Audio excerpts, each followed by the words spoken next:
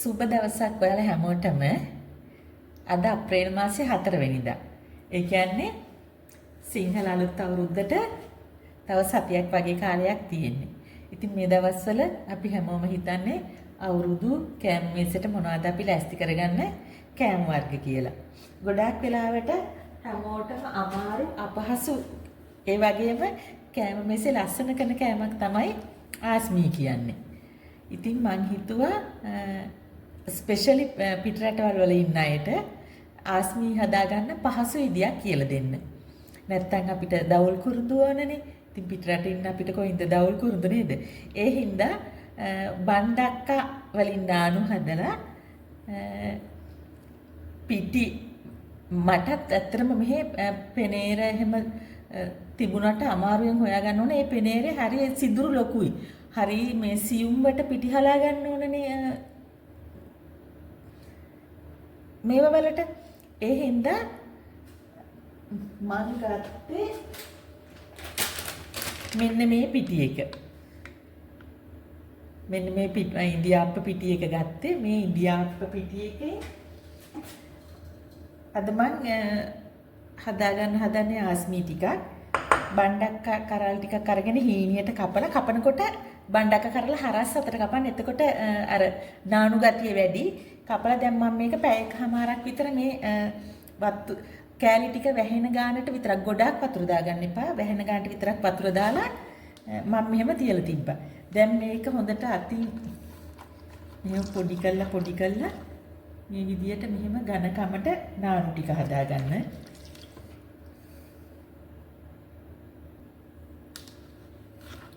මේ බලන්න හොඳට ඒක නානු හදාගන්න පුළුවන්. හොඳට පොඩි කරලා දැන් මම මේක පිරිසිදු රෙදි කෑල්ලකට දාලා පෙරා ගන්න හදන්නේ. හොඳට මේකට දාලා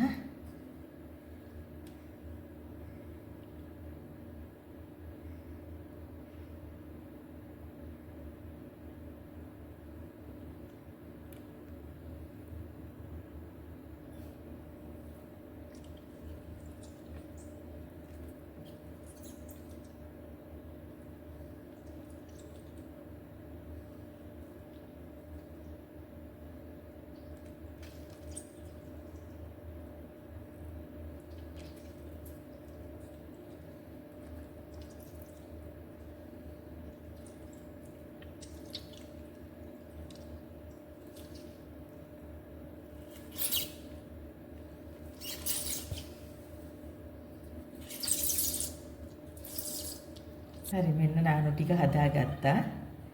දැන් මම පොල් කිරි ටිකක් ගත්තා. ඇත්තටම පොල් කිරි කියන්නේ මේකත් පවුඩර් එක. පවුඩර් එකෙන් පොල් කිරි හදාගත්තේ. මෙහි මේ දවස්වල පොල් නෑ. නැත්තම් මං පොල් ගාලා තමයි වෙන සාමාන්‍ය දවසට උයනේවත් උයන්නේ. පොල් නෑ මේ දවස්වල. ඒ හින්දා මේ පොල් කිරි පැකට් එකක් ගෙනාවේ මේ පවුඩර් එක. දැන් ඒක මේ ඉන්දියාප්ප පිටියකට දාලා ඉන්දියාප්ප හදන ගානට මේ පිටි එක අනා ගන්නවා.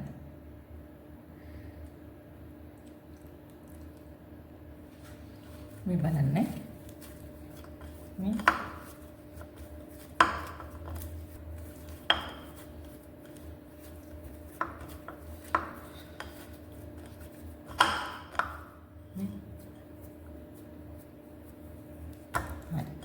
දැන් මේකට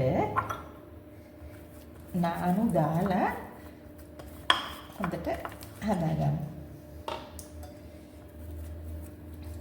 මේක දානකොට පරිස්සමට දාන්න. මේක අර ඔක්කොම එකක් විදියට ගුලිය විදියටම එනවා. ඒ හින්දා පරිස්සමට දාන්න. ඔය බලන්න ඔය පොඩ්ඩක් ගන්න බැරි වෙනවනේ. එතනින් මෙහෙම කඩලා දාලා දැන් මේක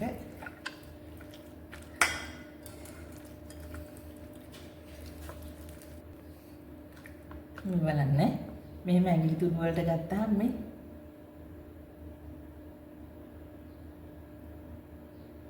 මේක දිගට වැල වගේ වැක්කිරෙනවනේ. මෙන්න මේ ගානට පිටි එක හදාගන්න. කියනවනේ.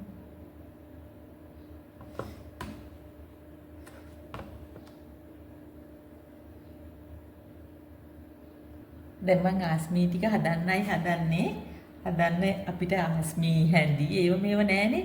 ඒ හින්දා මෙන්න මේ යෝගට් කප් එක මම මෙහෙම සිදුරු කරලා ගත්තා. මේකෙන් තමයි ආස්මී එක වක් කරන්න හදන්නේ. බලමුකෝ. මම මේක මේ වගේ කප් එකක් උඩින් තියාගත්තා. නැත්තම් හැලෙනවනේ පිටි එක. තෙල් ටික රත් වුණාම බලමුකෝ. තෙල් රත් වෙලා ඇති අපි දාමුකෝ දැන්.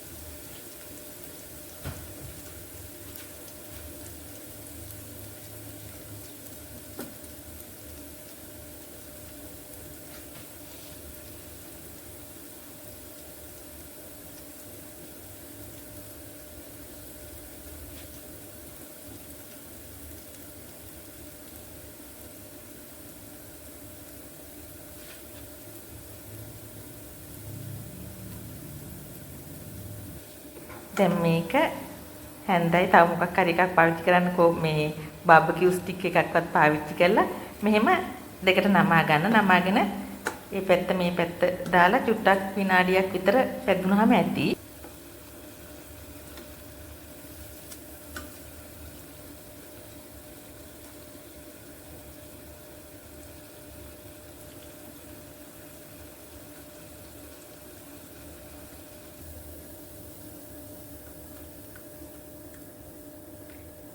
මේ බලන්න.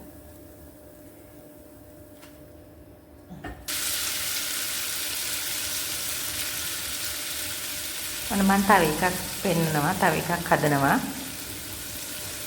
මේවට කියන්නේ කටු ආස්මී කියලානේ.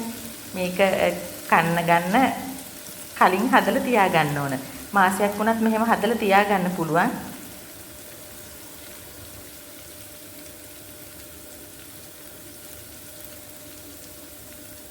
ඊට පස්සේදී අපි කෑමට ගන්න වෙලාවට තමයි මේක තෙලින් බැදලා පැණි දාලා ගන්න ඕනි.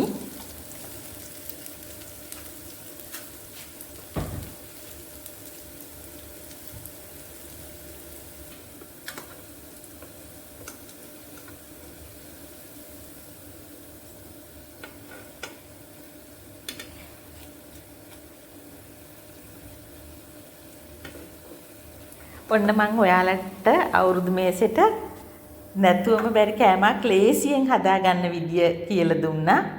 සීමිත සම්පත් වලින් උපරිම ප්‍රයෝජන අරගන්න මේක ඉන්දියාපු පිටි පැකට් ඕන රටක කඩවල වල තියෙනවා. ලංකාවෙන් ඉනේව නැති වුණත් වෙන රටවල් වල ඒවා හරි.